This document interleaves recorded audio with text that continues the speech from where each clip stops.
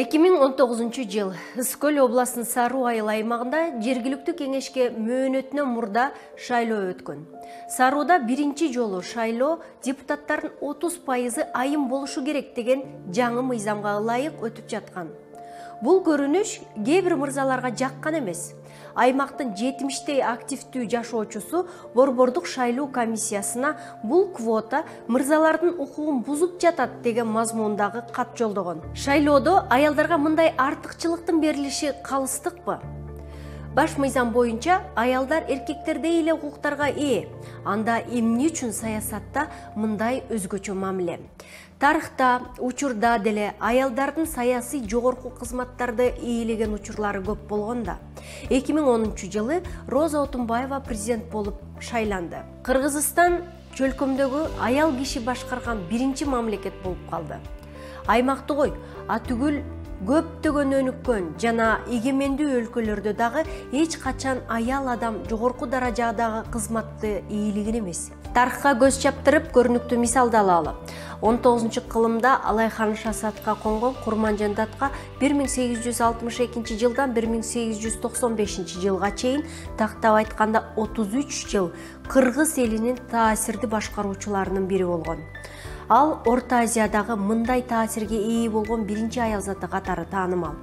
Ушул мисалдарга таянып, Кыргызстандагы аялдардын өлкөнүн саясий турмушуна катышууга эч кандай чектөө жок деген тыянак чыгарсак болобу? Жок, тилекке каршы андай эмес. Бул окуялар көпчүлүктү шыктандырып, таң калтырган өзгөчө учурлар, бирок адат болуп калыптанган эмес. Эгемендүүлүк алган 30 жыл аралыгында Кыргызстанда 30дан ашык премьер-министр алмашты. Кандай ойлойсуз? Анын канчасы аял киши болду? Туура, бирөө да болгон эмес. Ошондой эле 30 жылдан бери 20дан ашык адам парламентте спикер болду. Алардын арасында бир дагы аял төрайым болгон жок. Премьер-министрлик кызмат жөнүндө айтпай эле коелу. 2017 жылы Кыргызстанда бир дагы муниципалитеттин башчысы же мэр аял киши болгон эмес. Азыр эми бул көрсөткүч кыйла жакшырганы менен тилекке каршы 5%га дагы жетпей келет. Дагы бир көңүл жубатарлык эмес көрүнүш. Айрымдар парламентте көп эле аялдар бар деши да мүмкүн. Мыйзамга ылайык мырзалар басымдуу болгон парламентте аялдар кеминде 30%ды түзүшү керек. Тактап айтканда 36 мандат аялдарга таандык болуш керек эле. Бирок жогорку кеңештин 6-чакырылышынын ыйгарым укуктарын мөөнөтү аяктаганда парламентте 120 эл өкүлүнүн ичинен 19 гана аял болгон. Бул экесе аз дегендик. Эмне үчүн аялдар саясатка аралашпайт? Ошентип Саруу айылдык кеңешинин мурунку чакырылыштагы 21 орундун ичинен 3 гана аял болгон. Бул болгону 14%. Ал эми жергиликтүү активисттер БШКга кат жазышкандан кийин талапкер айымдардын кээ бирлери үйүндө күйөөлөрү менен үй бүлөлүк чыр-чатактарга дуушар болушуп, шайлоого катышуудан баш тартышкан. Бул аялдардын саясатка аралашуусуна жолтоо болгон негизги себептердин бири. Көпчүлүк аялдар убактысынын көп бөлүгүн үй жумуштарына, тамак бышырууга, балдарды кароого, турактуу жайды тазалоого арнашат. Мындан тышкары, коомдо саясат жана лидерлик эркектин иши деген стереотиптер саясат аялдардын иши эмес деген түшүнүк калыптанып калган. Көпчүлүк кыздар мындай тетири пикирдеги мамилеге бала кезинен тарта, керек болсо өмүр бою туш болушат. Андыктан аз гана аялдар өздөрүнө ишенип, талапкер болгондугу таң калыштуу деле эмес. Аялдардын саясий карьера жасаш деле оңой эмес. Үй бүлөгө дагы, саясатка дагы убакыт табыш керек. Үй жайын тазалап, идиш аягын жууп, балдарын курсагын тойгузгандан кийин гана шайлоочулар менен жолугушууга барышат. Ошондо шайлоо активисттеринин айтканы акыйкаттыкпы? Албетте жок. Анда мындай суроо туулат. Аялдар негизи эле саясатка аралашуусу керекпи? Аялдар эркектерден айырмаланып, башка натыйжа көрсөтө алабы? Албетте көрсөтө алат. Практикага таянсак, аялдар өздөрүнүн укуктарын жана кызыкчылыктарын коргой албаса, анда эркектер аны өз алдынча карашы күмөн. Мурунку жылдары аялдардын кызыкчылыктарын көздөгөн маанилүү мыйзам долбоорлору сунуш кылынган.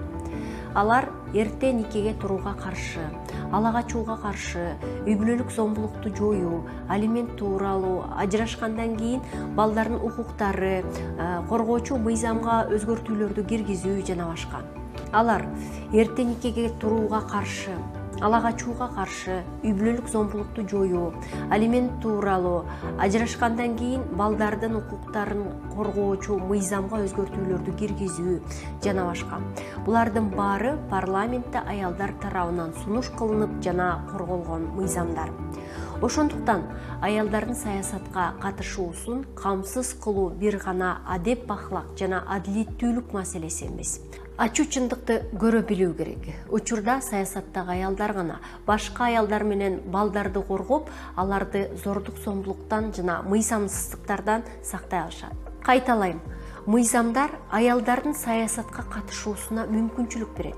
Бирок демилгени өз колубузга алып, укуктарыбызды иш жүзүндө колдонуу өтө маанилүү. Эмне кылуу керек?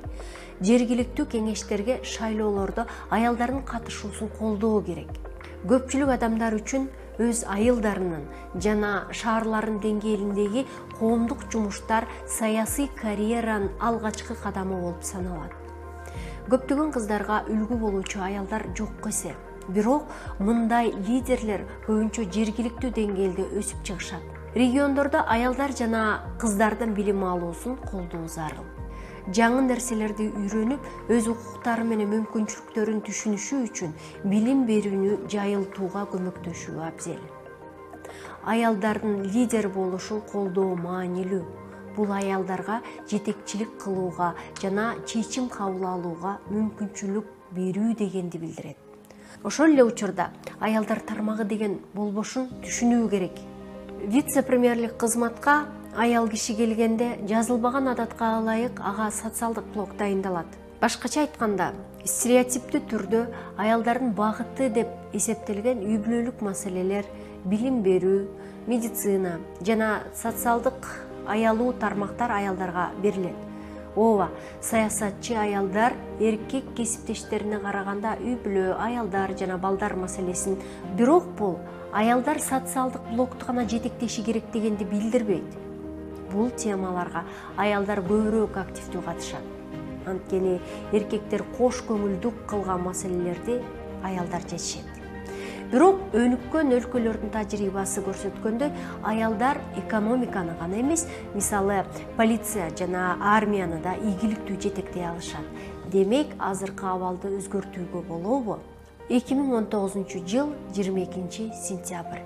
Саруу айыл аймагында 21 мандат үчүн 79 талапкер ат салышкан. Алардын 63-ü эркектер, 16-сы аялдар болгон. Добуштарды эсептөөдө аялдар 9 мандатка ээ болуп жеңишке жетишкен. Башкача айтканда, алардын саны 30% эмес, 43%-ды түзөт. Бир караганда бул өтө чакан жеңиш. Бирок ага карабастан анын маанилүү экендигин түшүнүү керек. Айтмакчы, айылдык кеңештин төрайымы депутаттардын 9 эле эмес, 12 добушуна ээ болгон. Демек, чоң өзгөрүүлөр чакан жеңиштерден башталат.